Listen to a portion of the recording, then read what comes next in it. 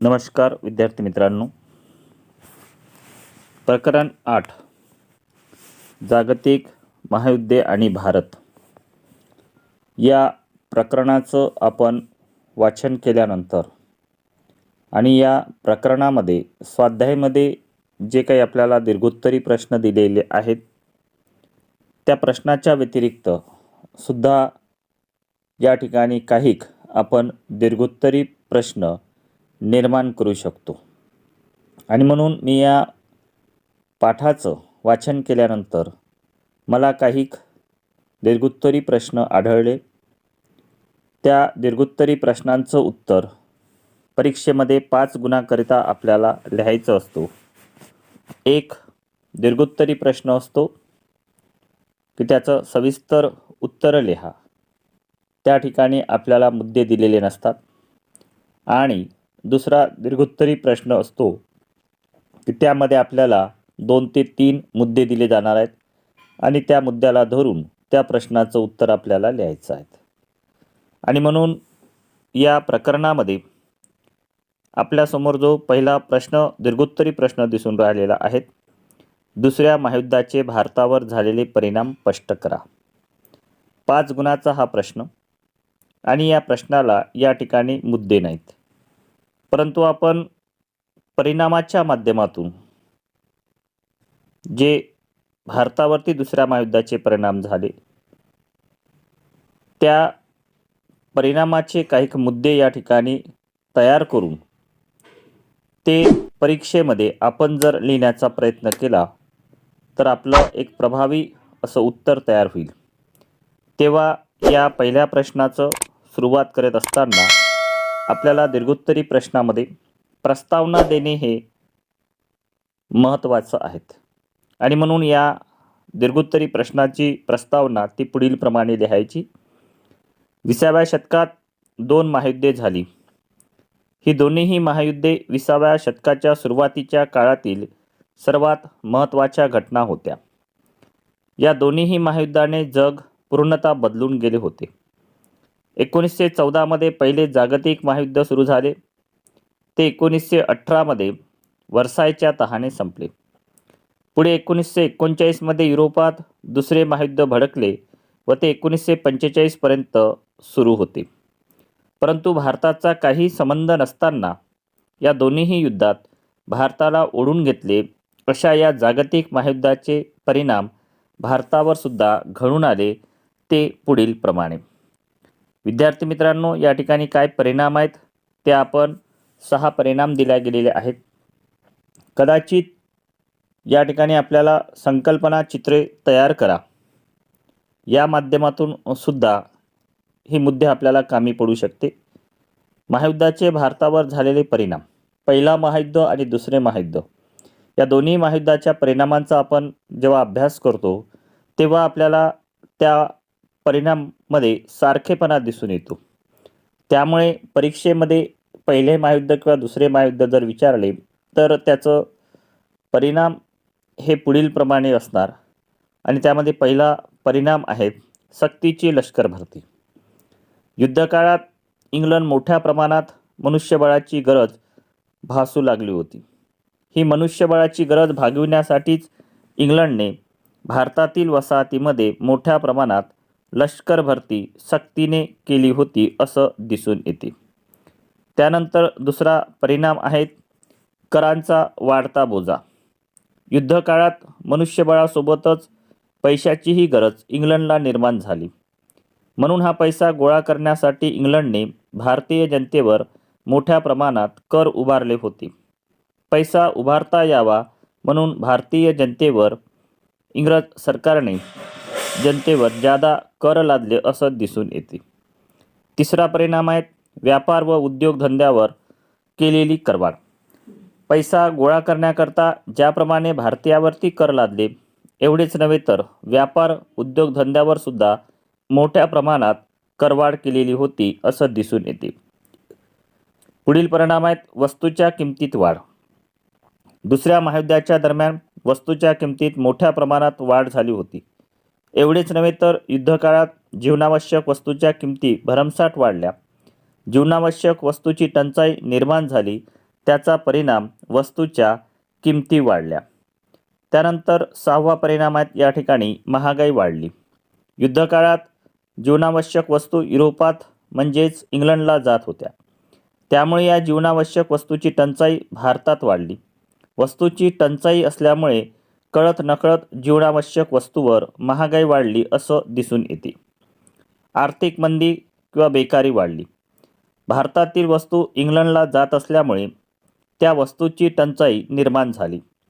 टंचाईमुळे वस्तूची महागाई वाढली. अशा वाढत्या महागाईमुळे भारतात आर्थिक क्षेत्रात मंदी निर्माण झाली. त्यामुळे भारतात बेकारीचे प्रमाण वाढीस लागले. अशा या युद्धकाळात महागाईबरोबरच या काळात औद्योगिक मंदीमुळे बेकारीचे संकटही भारतीयापुढे उभे राहिले. अशा प्रकारे या जागतिक महायुद्धाचे परिणाम भारतावर वरीलप्रमाणे घडून आले असे दिसून येतात. त्यानंतर या ठिकाणी दुसरा प्रश्न आहे की दुसऱ्या महायुद्धाची कारणे सविस्तर स्पष्ट करा. आता दुसऱ्या महायुद्धाची कारणे आणि परिणाम यामध्ये फरक आहेत. महायुद्धाची कारणे म्हणजेच दुसरं महायुद्ध का झालं या प्रश्नाचं आपल्याला सविस्तर उत्तर लिहित असताना प्रस्तावना पुढीलप्रमाणे लिहावी. 20व्या शतकात 2 महायुद्धे झाली. 1914 मध्ये पहिले जागतिक महायुद्ध झाले, तर इसवी सन 1939 ते 1945च्या दरम्यान दुसरे महायुद्ध झाले. पहिल्या महायुद्धापेक्षा दुसरे महायुद्ध हे अधिक संहारक ठरले होते. पहिल्या महायुद्धाच्या तुलनेत दुसरे महायुद्ध हे अधिक व्यापक तर होतेच, परंतु या युद्धात अधिक प्रगत तंत्रज्ञानाचा अवलंब करण्यात आला. म्हणजेच पहिल्या महायुद्धापेक्षा दुसऱ्या महायुद्धात मोठ्या प्रमाणात जीवितहानी झाली. युद्धात अनेक देश सहभागी होऊन हे युद्ध केवळ युरोप खंडापुरतेच मर्यादित न राहता ते इतर खंडातही पसरले होते. यात नवीन तंत्रज्ञानाचा उपयोग केल्याने त्याचे परिणामही भयानक झाले होते. अशा या युद्धाला कोणकोणती कारणे कारणीभूत ठरली त्याची माहिती पुढीलप्रमाणे आहेत. या ठिकाणी सुद्धा आपल्याला संकल्पना चित्र तयार करता येते. दुसऱ्या महायुद्धाची कारणे त्या माध्यमातून संकल्पना चित्र तयार करत असताना या ठिकाणी सुद्धा आपल्याला 6 मुद्दे आढळून येतात. पहिलं कारण आहे राष्ट्रसंघाला अपयश. पहिल्या महायुद्धानंतर स्थापन झालेल्या राष्ट्रसंघात राष्ट्रातील वाद संघर्ष हे मिटवता आले नाहीत. राष्ट्रातील वाद वाढत जाऊन त्याचे रूपांतर संघर्षात झाले असे दिसून येते. दुसरं कारण होतं वर्सायचा तह. पहिले महायुद्ध हे दुसऱ्या महायुद्धाचे कारण मानले जाते. पहिल्या महायुद्धातील पराभूत जर्मनीवर लादलेल्या वर्सायच्या अपमानकारक तह हिटलरने झुगारून देऊन जर्मनीचे लष्करी सामर्थ्य वाढवले. पुढे या सामर्थ्यावर हुकुमशाह हिटलरने दुसऱ्या महायुद्धाचे चित्र निर्माण केले असे दिसून येते. तिसरं कारण आहे रशियातील साम्यवादी क्रांती. पहिल्या महायुद्धाच्या दरम्यान रशियात साम्यवादी क्रांती घडून आली होती. परिणामी रशियात मोठमोठे बदल होऊन तो बलवान बनत चालत होता. हा रशियाचा बलवानपणा भांडवलशाही इंग्लंड, फ्रान्स, अमेरिकेला अस्वस्थ करणारी होती. जर्मनी रशियाचा शत्रू म्हणून जर्मनीच्या लष्करी वाढीकडे इंग्लंड, फ्रान्सने दुर्लक्ष केले व पुढे दुसरे महायुद्ध निर्माण झाले असं दिसून येते. जर्मनीचा साम्राज्य विस्तार. हिटलरने वर्सायचा तह झुगारून जर्मनीचे सामर्थ्य वाढवण्यासाठी हालचाली सुरू केल्या. जर्मनी वंशाच्या प्रदेशाचे जर्मनीत एकत्रीकरण केले. त्यासाठी हिटलरने हॉट अँड कोल्ड हे धोरण राबवले होते. जर्मन वंश प्रदेशात जर्मनीत आंदोलन करणे, उठाव करायचे, त्यामुळे मागणी म्हणून जर्मनीने त्या प्रदेशावर आक्रमण केले. पुढे जर्मनीने 1938 मध्ये झेकोस्लोवाकियाचा सुडेटन प्रांत मिळवून साम्राज्य विस्तार करण्याचा प्रयत्न केला. त्यानंतर 5वं कारण आहे पोलंडवर आक्रमण. 1 सप्टेंबर 1939 रोजी हुकुमशाह हिटलरने जर्मनीच्या शेजारी असणाऱ्या तटस्थ राष्ट्र पोलंडवर आक्रमण केले व पोलंड गिळंकृत केले. पोलंडच्या सुरक्षेची हमी इंग्लंड, फ्रान्सने घेतली होती. त्यामुळे इंग्लंड जर्मनीच्या विरुद्ध उभा राहिला. त्यामुळे दुसऱ्या महायुद्धाला सुरुवात झाली असं दिसून येते. आणि शेवटचं कारण आहे तात्कालिक कारण. दुसऱ्या महायुद्धाचे तात्कालिक कारण म्हणून जर्मनीने पोलंडवर केलेले आक्रमण, त्यामुळे भांडवलशाही राष्ट्र एकत्र येऊन साम्यवादी राष्ट्रासोबत झालेल्या संघर्षातून दुसरे महायुद्ध घडून आले असं दिसून येते. विद्यार्थी मित्रांनो, व्हिडिओ आवडल्यास या ठिकाणी लाईक करायला विसरू नका आणि पुढील व्हिडिओ आपल्याला मिळावेत याकरता या माझ्या रंजय यूट्यूब चॅनलला, रंजय चौधरी या यूट्यूब चॅनलला सबस्क्राईबसुद्धा करावे ही नम्र विनंती. या प्रकरणाचं वाचन केल्यानंतर आपल्याला पुढील मुद्देसूद प्रश्न परीक्षेमध्ये विचारला जाऊ शकतो. पहिल्या महायुद्धाची पुढील मुद्द्याला धरून माहिती लिहा. यामध्ये 3 मुद्दे दिलेले आहेत: साम्राज्यवादी धोरण, तात्कालिक कारण आणि राष्ट्रसंघाची स्थापना. वरील 2 प्रश्नामध्ये या मुद्द्यांचं विश्लेषण झालेलंच आहे. तरी पण परीक्षेच्या दृष्टिकोनातून आपण अभ्यासनाकरिता हे वेगळा असा मुद्देसूद प्रश्न या ठिकाणी काढण्याचा प्रयत्न केला. याची सुद्धा प्रस्तावना आपल्याला लिहिणे अपेक्षित आहेत. 20व्या शतकात 2 महायुद्धे झाली. ही दोन्ही महायुद्धे 20व्या शतकाच्या सुरुवातीच्या काळातील महत्त्वाच्या घटना होय. 1914 मध्ये पहिले जागतिक महायुद्ध सुरू झाले. साम्राज्य वाढवू इच्छिणाऱ्या युरोपीय राष्ट्रांमधील स्पर्धा निर्माण होऊन राष्ट्रांचे साम्राज्य निर्माण झाले. त्याला पुढील गोष्टी कारणीभूत ठरल्या त्याची माहिती पुढील प्रमाणे आहेत. या पहिल्या महायुद्धाच्या दरम्यान असणारं किंवा झालेलं साम्राज्यवादी धोरण. 19व्या शतकात झालेली औद्योगिक क्रांती. या औद्योगिक कारखानदारीस लागणारा कच्चा माल व पक्का माल विक्रीसाठी हक्काची बाजारपेठ या गरजा भागवण्यासाठी साम्राज्यवादी देश नवनवे प्रदेश काबीज करू लागले. अशा प्रदेश काबीज प्रयत्नामुळे युरोपियन राष्ट्रांनी आशिया आफ्रिका खंडात साम्राज्यवादी धोरण आखून साम्राज्य विस्तार केला होता. प्रथम महायुद्धापूर्वी युरोपमध्ये राष्ट्राचे परस्पर विरोधी गट निर्माण झाले. प्रत्येक राष्ट्र सैन्यबळ, नाविक दळ, संहारक शस्त्रास्त्रे बनवून साम्राज्यवादी धोरण राबवू लागले. त्यामुळे युरोपात अशा या साम्राज्यवादी धोरणामुळेच युद्धजन्य परिस्थिती निर्माण झाली आणि हे पहिले महायुद्ध घडून आले. या पहिल्या महायुद्धाला एक मुद्दा पुढील दिलेला आहे, ते तात्कालिक कारण. पहिल्या महायुद्धाचं तात्कालिक कारण काय? ऑस्ट्रियन राजपुत्र आर्चड्यूक फ्रान्सिस फर्डिनांड आणि त्यांची पत्नी यांचा सर्बियात एका सर्बियन माथेफिरूने खून केला. या प्रकरणात सर्बियाचा हात असावा अशी ऑस्ट्रियाची खात्री होती. त्यामुळे ऑस्ट्रियाने सर्बियाविरुद्ध युद्ध पुकारले.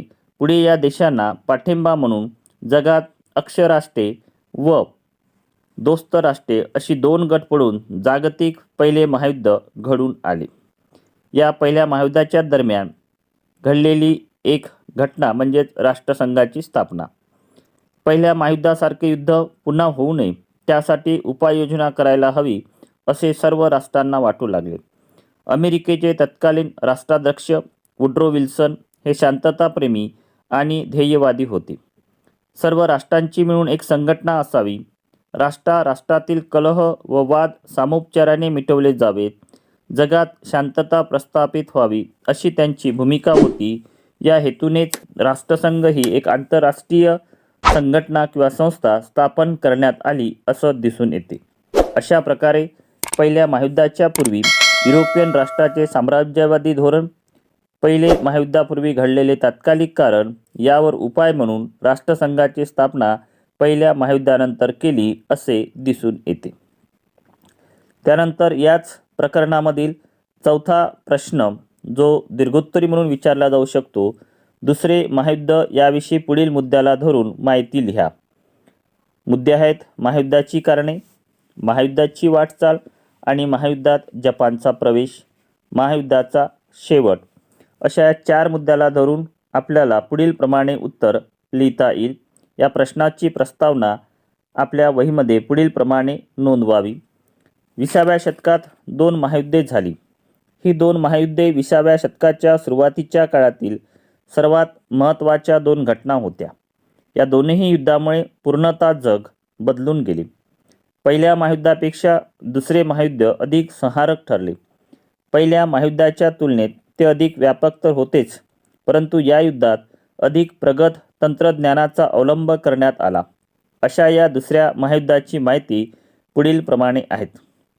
दुसऱ्या महायुद्धाची कारणे हा मुद्दा दिला असल्यास आपल्याला तो पुढील प्रमाणे लिहायचा आहे. राष्ट्रसंघाला राष्ट्रातील वाद व कलह सोडवणे अशक्य झाले, म्हणजेच वाद सोडविता आला नाही. वर्सायच्या तहातील अपमानकारक अटीमुळे जर्मनी व तिच्या मित्र राष्ट्रात असंतोष निर्माण झाला, त्यामुळे दुसरं महायुद्ध झाले. हिटलरने तहातील अटी झुगारून जर्मनीचे लष्करी सामर्थ्य वाढवण्याचा प्रयत्न केला, त्यामुळे दुसरे महायुद्ध झाले. सोव्हिएट रशिया हे साम्यवादी राष्ट्र म्हणून बलिष्ठ होणे हे भांडवलशाही राष्ट्रांना अस्वस्थ करणारे होते, त्याच्यामुळे हे दुसरे महायुद्ध झाले असं आपल्याला म्हणता येईल. जर्मनी रशियाचा शत्रू म्हणून जर्मनीच्या लष्करवाढीकडे इंग्लंड व फ्रान्स या राष्ट्रांनी दुर्लक्ष केले. जर्मनीने झेकोस्लोवाकियाकडून सुडेटन प्रांत मिळवला, त्यामुळे हिटलरने तटस्थ असणाऱ्या पोलंडवर आक्रमण केले. यावरील 6 घटनेमुळे दुसऱ्या महायुद्धाला सुरुवात झाली किंवा दुसऱ्या महायुद्धाचे थोडक्यात कारणे आपल्याला या ठिकाणी लिहिता येईल. त्यानंतर या दुसऱ्या महायुद्धाची वाटचाल कशी झाली. जर्मनीने 1940 मध्ये इंग्लंडवर हल्ला केला. इंग्लंडने जर्मनीच्या हल्ल्यातून डंकर्क बंदरातून 2.5 लाख सैन्याची फार मोठी केलेली हालचाल जगाच्या इतिहासातील मोठी हालचाल होती. 1939 मध्ये हिटलरने स्टॅलिनबरोबर केलेला अनाक्रमणाचा करार मोडून सोव्हिएत रशियावर हल्ला चढविला. नोव्हेंबर 1943 मध्ये स्टॅलिनग्राड येथे 3 लक्ष जर्मन नाझी फौज सोव्हिएट रशियाच्या कोंडीत सापडली. मार्शल जॉर्जी झुकावच्या नेतृत्वाखाली सोव्हिएट रशियाने जर्मन सैनिकांना पराभूत केले. ही घटना दुसऱ्या महायुद्धाला वाटचाल देणारी ठरली असं दिसून येते. या दुसऱ्या महायुद्धात जपानचा प्रवेश कशा पद्धतीने झाला. जर्मनीची पिछेहाट होताच इटलीच्या मुसोलिनीचा पाडाव होऊन त्याचा अंत झाला होता. उत्तर आफ्रिकेतही जर्मनीचा पराभव होऊन जर्मन सैनिक शरण आले होते. जपानने जर्मनीच्या बाजूने युद्धात उडी घेतली होती. 1939 मध्ये जपानने पर्ल हार्बर या बेटावर बॉम्बहल्ला केला आणि अमेरिकेचा नाविक तळ निकामी केला. यामुळे अमेरिकेने जपान विरुद्ध युद्ध पुकारले, त्यामुळे दुसऱ्या महायुद्धात जपानचा प्रवेश झाला हे दिसून येते. या महायुद्धाचा शेवट कशा पद्धतीने झाला. अमेरिकेने जपानच्या ताब्यातून फिलिपाईन्स परत घेतले. जपान शरण येत नाहीत असे पाहून अमेरिकेने जपानच्या हिरोशिमा शहरावर पहिला अणुबॉम्ब टाकला आणि पुढे नागासाकी या शहरावर तिसऱ्या दिवशी दुसरा अणुबॉम्ब टाकला. अखेरीस 15 ऑगस्ट 1945 रोजी जपान शरण आला आणि हे दुसरे महायुद्ध संपुष्टात आले. या घटनेमुळे दुसऱ्या महायुद्धाचा शेवट झाला असे दिसून येते. याच प्रकरणामध्ये आपल्याला 5वा दीर्घोत्तरी प्रश्न तो पुढील प्रमाणे विचारला जाऊ शकतो. जागतिक महायुद्धे आणि भारत यावर पुढील मुद्द्याला धरून सविस्तर चर्चा विशद करा किंवा सविस्तर माहिती लिहा. मुद्दे आहेत बेकारीत वाढ, युद्धात सहभाग आणि राष्ट्रीय सभेची भूमिका. या प्रश्नाची प्रस्तावना लिहित असताना ती पुढील प्रमाणे लिहावी. 20व्या शतकात जागतिक महायुद्धे घडून आली, ती म्हणजे 1914ला झालेले पहिले महायुद्ध आणि 1939 ते 1945 या कालावधीत झालेले दुसरे महायुद्ध होय. अशा दोन्ही युद्धाची झळ भारताला सुद्धा पोचली. भारताचा काही संबंध नसताना त्याला या युद्धात ओढले गेले. युरोपातील दोस्त राष्ट्रासाठी जीवनोपयोगी सामुग्री पुरवणारी हक्काची वसाहत म्हणून ब्रिटन म्हणजेच इंग्रज भारताकडे बघत होते. अशा या जागतिक महायुद्धाचा भारतावर सुद्धा परिणाम घडून आला, तो पुढील प्रमाणे.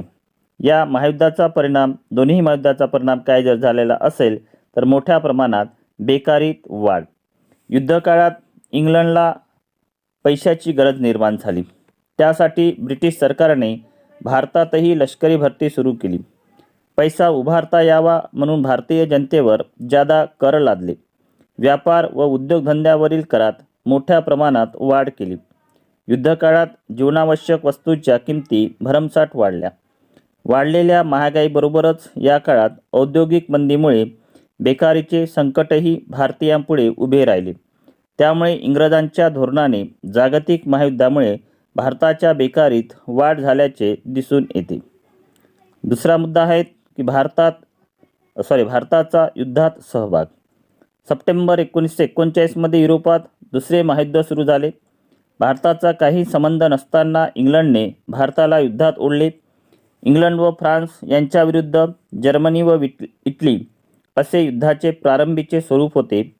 जर्मनी विरुद्ध इंग्लंडने युद्ध पुकारताच भारतही इंग्लंडच्या बाजूने युद्धात सामील झाल्याची घोषणा त्यावेळचे व्हाईसराय लॉर्ड लिनलिथगो यांनी करून भारताचा युद्धात सहभाग करून घेतला असं दिसून येते. अशा या दुसऱ्या महायुद्धाच्या दरम्यान भारतामध्ये असणारी राष्ट्रीय सभा, या राष्ट्रीय सभेची भूमिका काय होती तर ती पुढीलप्रमाणे. व्हाईसरायने लॉर्ड लिनलिथगो यांनी जी घोषणा केली त्या घोषणेचा राष्ट्रीय सभेने निषेध केला. जर्मनीतील व इटलीतील आक्रमक हुकुमशाही विचार प्रणालींना जसा राष्ट्रीय सभेचा प्रखर विरोध होता तसाच तो इंग्लंडच्या साम्राज्यवादाला व वसाहतवादालाही होता. इंग्लंडने केलेल्या लोकशाहीचा दावा खरा असेल तर इंग्लंडने भारताला स्वातंत्र्य द्यावे अशी भूमिका राष्ट्रीय सभेने घेतली. भारतात इंग्लंडचे साम्राज्यवादी शासन कायम राहणार असेल तर इंग्लंडच्या युद्धकार्याला भारत मदत करणार नाही असे राष्ट्रीय सभेने घोषित केले. लॉर्ड लिनलिथगो यांनी भारताला स्वातंत्र्य नाकारताच इंग्लंडच्या युद्धकार्यात सहभागी व्हायचे नाहीत असा निर्णय राष्ट्रीय सभेने घेतला असं दिसून येते. अशा प्रकारे वरील घटनेच्या व राष्ट्रीय सभेच्या हालचालीतून जागतिक महायुद्धात भारताचा संबंध आल्याचे दिसून येते. अशा प्रकारे या प्रकरण 8 जागतिक महायुद्ध आणि भारत यामध्ये दीर्घोत्तरी प्रश्न, त्याची उत्तरे आपण कसे लिहायला पाहिजे हा एक छोटासा प्रयत्न या व्हिडिओच्या माध्यमातून मी केलेला आहे. तेव्हा हा व्हिडिओ आवडल्यास लाईक तर करावेच, परंतु पुढील प्रकरणाचं आपल्याला व्हिडिओचं नोटिफिकेशन मिळावं, दीर्घोत्तरी प्रश्नांचं नोटिफिकेशन मिळावं याकरता या माझ्या यूट्यूब चॅनल रणजय चौधरी याला सबस्क्राईब करावे. धन्यवाद.